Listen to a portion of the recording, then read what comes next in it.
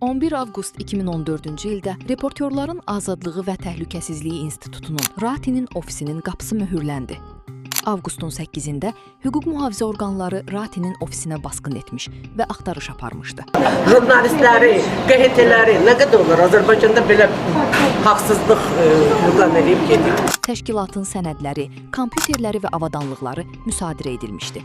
Bir neçə gün əvvəl isə təşkilatın sədri Emin Hüseynov təqibdən yayınmaq üçün İsveçrənin Bakıdakı səfirliyinə sığınmışdı.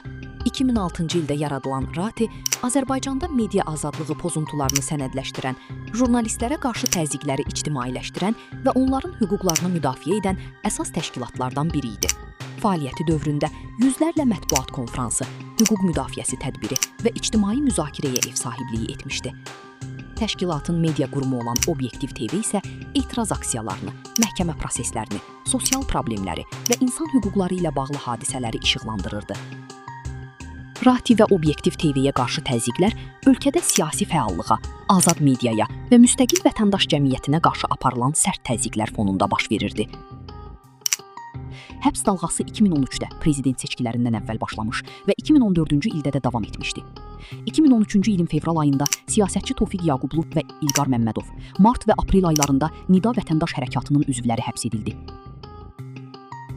Həmin il oktyabrda keçirilən prezident seçkilərindən 2 ay sonra dekabr ayında Anar Məmmədli, 2014-cü ilin iyul ayında Leyla və Arif Yunus, avqustda İntiqam Əliyev və Rəsul Cəfərov kimi hüquq müdafiəçiləri həbs olundu. 2014-cü ilin sonunda isə araşdırmacı jurnalist Xədicə İsmail həbs edildi. Həmin il dekabr ayında Azadlıq Radiosunun Bakı ofisi möhürləndi. Deyib ki, qapılar möhürləndikdən sonra polisə təhvil verilib.